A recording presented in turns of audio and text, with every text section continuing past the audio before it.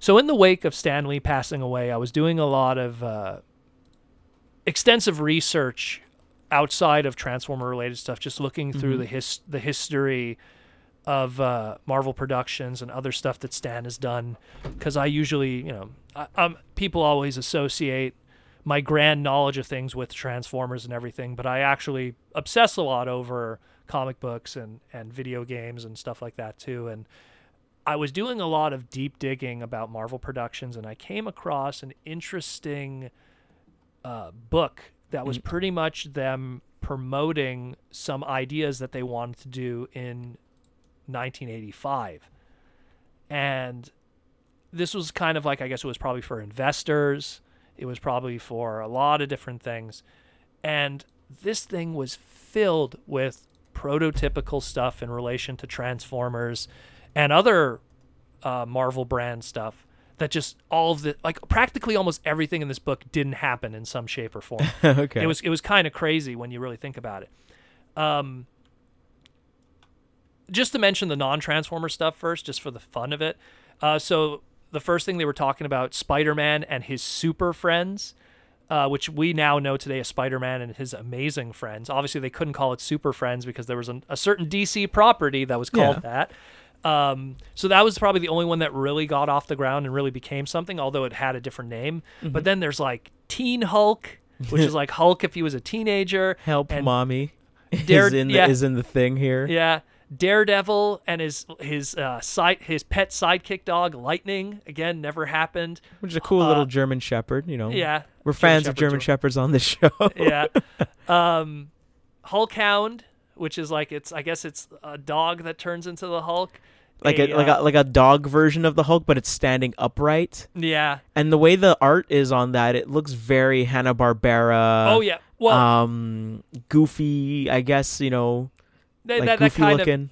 That kind of like non-serious take. Yeah, a lot of this stuff, even Teen Hulk and with the exception of the Daredevil one and Spider-Man, everything's more of a, like you mentioned, a Hanna-Barbera kind of 70s inspired probably art style and writing style. Yeah. And even a Howard the Duck cartoon series that never got off the ground. But the the two things that outside of all of this that were really compelling to me were the Transformer related stuff. The first was a piece of art talking about the Transformers series, and the piece of art showed Optimus Prime fighting against an army of Laserbeaks, but he's piloted by a human child.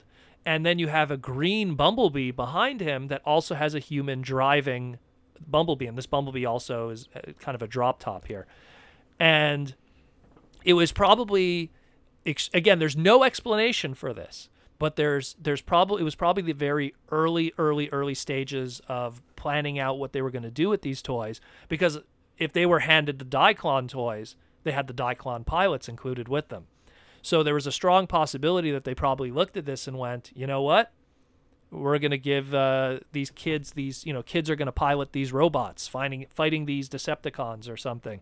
That's one possibility. If not, maybe the kids would just be in the cockpit when Optimus Prime is fighting. Who knows? But it was probably one of the early ideas that they probably had because they were messing with those early Diaclone toys that had the Diaclone pilots with them.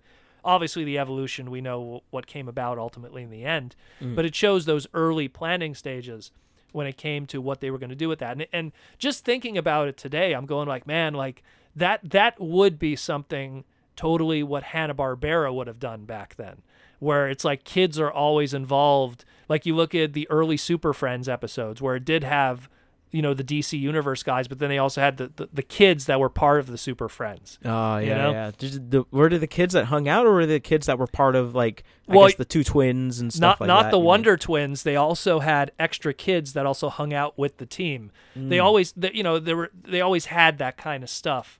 Yeah, it would be like the what do you call it again? The audience surrogate, as they would call it.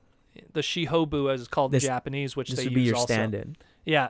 So, I mean, it's kind of surprising to see this, and I'll post the piece of art too. It's kind of interesting. But what they also showed, which was, and when I saw this, I actually started doing deeper research to see if anyone has ever talked about this. No one has ever talked about this. because again, this magazine that I found, I only found this looking just through Stan's history and Marvel Productions history. I didn't find it while digging within the Transformer world. They were talking about in 1985 they were going to do a TV series, a second transforming robot series due to the success of their Transformer brand from 1984. They're going to do a second transforming robot series called Car and Cabal, which featured a Volkswagen Beetle that transforms into a car and just was this Beetle was called Muffy, I guess after Muffler, I'm going to assume. And it was just this car that had these three human friends, and we have these two images of the car transforming, and it's a drop top Volkswagen Beetle, convertible, Volkswagen that transforms very similar to that of GoBot's Bug Bite. Yeah, that's what I was thinking too. When I was looking at the hands and just the way you can kind of see half of how it stands, or like it would stand, and it's just like, yeah, that's very much a GoBots looking style to it. And it made me even wonder, like, if Hasbro was behind this, were they double dealing behind the backs? Because like Machine Robo, which is what became GoBots, the company that owned those molds was Bandai and Poppy. The funny thing is even though Bandai and Poppy licensed those GoBot molds to Tonka, at the same time there was Bandai and Poppy molds in Transformers, in that of Jetfire and Whirl and some of the others like Roadbuster.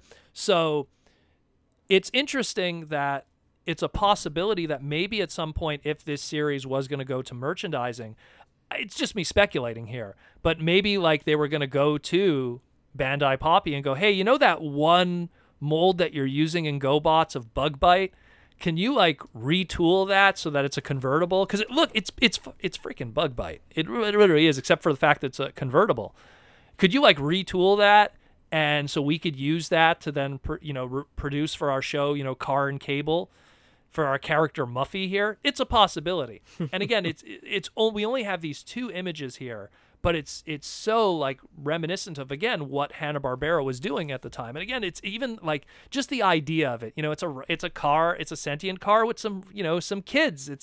It's so Hanna-Barbera in concept, and like it's not like he's fighting a war or something, and this isn't like some kind of Bumblebee spin-off, even though it's funny you would have a Bumblebee spin-off all those years back then.